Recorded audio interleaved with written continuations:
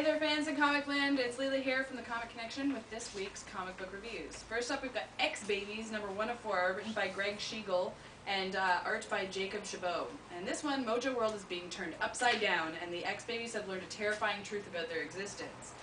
Still reeling from this realization, they are exiled to station PT-485, a world with strange inhabitants. So this is basically the X-Babies. So you know what to expect if you've seen the X-Babies before. You know, they're little mini versions of, you know, your classic characters, with sort of a twist. It's kind of funny how Cyclops and Wolverine bicker back and forth at each other even more, and it's really hilarious. But again, don't look for a complicated story. This is just sort of a fun throw-off issue. Not exactly for kids. It is rated A. But you know, a pretty good, fun read if you like X-Men characters in a different light. Next up, we've got Haunt number 1, written by Robert Kirkman with art by Ryan Ottley. This is the story of two brothers. One's named Daniel, and he's a priest, and the other's named Kurt, and he's sort of a military operative. And when Kurt is killed, Daniel is left to figure out why. But is Kurt entirely gone? This was a really interesting story. The characters are not what they seem to be. They have a definite growth even through one issue, and the art was really great. So I've got to say that this is probably the most impressed I've been with an Image book in a long time. So if you're looking for sort of a detective kind of story with a horror spin, this is a good one for you. Next up, we've got Batman Unseen, number 1 of 5, written by Doug Moenick and art by Kelly Jones. And this one, Batman is on the trail of a doctor hired by the Black Mask who is experimenting with invisibility. So this is sort of a typical Batman story. It took a long time to sort of play out, though. I don't even know how they're going to make this go through 5 issues and still be interesting, because I was kind of bored by the end of this one. The art isn't that great either, honestly. I've seen better work by Kelly Jones, so you know, this is a Bruce Wayne Batman story in a time period when we don't have Bruce Wayne as Batman, which I can sort of appreciate, but at the same time it seemed like sort of a waste of time to me, and this whole Invisible Man thing wasn't that interesting yet, but it's only the first issue, so we'll see. And last, and certainly least, is Kill Audio, number 1 of 6, written by Claudio Sanchez of Coheed and Cambria fame, with Chandra Eckert, with art by Mr. Sheldon. So in this one, the main character, Kill Audio, is in search of Clockwork, who is the creator of all light and sound. And he's trying to find out the meaning of his life, or his purpose in the world. And it's sort of important because he never can die. He's sort of immortal, and there's many times that there's attempts on his life and he can't be killed, at least as far as we know. And then I guess the major highlight in this book is a character who's a mobster chicken, known as Mother Clucker, who is the godfather of Blow. So you can see where this book is going, and I thought I would never, ever, ever say this, fans, so you know how much this pains me, but this was even worse than the Tank Girl book that I read, where Tank Girl took a dump in her friend's purse because she didn't buy her a birthday gift. I couldn't stand this book. It was pretty god-awful. I can't really recommend it to anybody. The art wasn't that great, and the story is just, it's not really that interesting, and it's just goofy for the sake of goofy, apparently. But I'm sure that if you're a Coheed and Cambria fan, you're going to check this one out because Armory Wars, or because of Amory Wars, which was a better book. So go back and read that, and you can probably skip this one.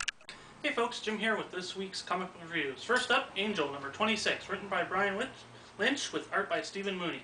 And in this one, Angel and Spike go to Comic-Con to see how bad Hollywood has mangled the true events of Angel's adventures in hell. Of course, things go awry in every possible way.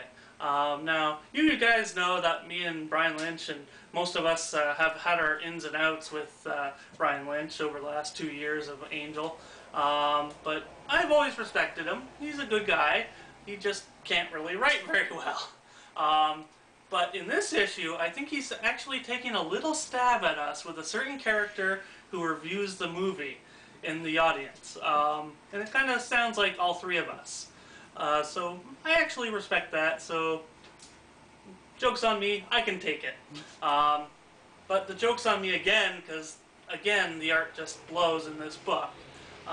Story-wise, it's okay. I really enjoy the story. I thought it was hilarious having Nick Cage as Angel and Jorge Garcia from Lost as Gunn. I thought that was brilliant.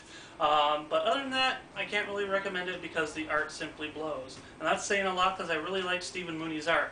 but in this it's just comparable to Uru, and as we all know, Uru sucks. Next up, Gold Digger, Tiffany and Charlotte, number 3, by Fred Perry and Jen Anderson. And in this one, Charlotte gets her dream trip to a gourmet peanut factory, and it's up to Tiff to keep her out of trouble. But when Tiff gets too stressed, strange changes happen. Another really fun issue by Fred Perry and Jen Anderson. Really good art, really good story. I actually had a lot of fun with this one. It's actually quite hilarious how the characters interact in this one. And they grow a little bit too, which is always nice. Next up, Buffy, Season 8, number 29, written by Jane Espenson, with art by George A. Jonte. And in this one, the temple is no longer a safe retreat for Buffy and her troops, as they prepare for a war many may not return from, with the forces of Twilight. This issue was actually kind of a letdown for me. I actually didn't like where the story ended in this one. It's been leading up to a lot of stuff, but this ending was just kind of subpar. As always, George's art is simply gorgeous, but story-wise, it just fell a little flat.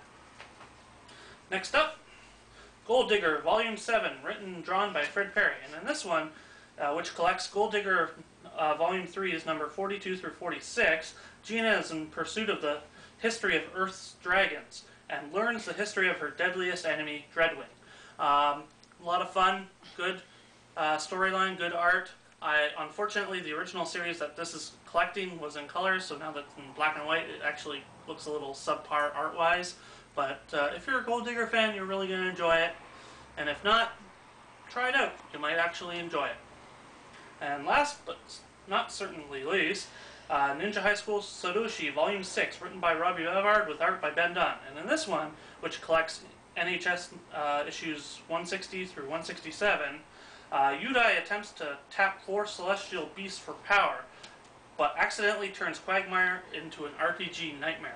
Now, this is where the storyline got really dark, really fast in NHS. Lots of characters meet their end. Art-wise, gorgeous art by Ben. Story-wise, this is some of Robbie's best writing, and that's saying a lot because you all basically know how I felt about Robbie when he first started writing NHS. But he's really upped his game, and he's really done a really good job. So I can't recommend this one enough because it's a really fun read.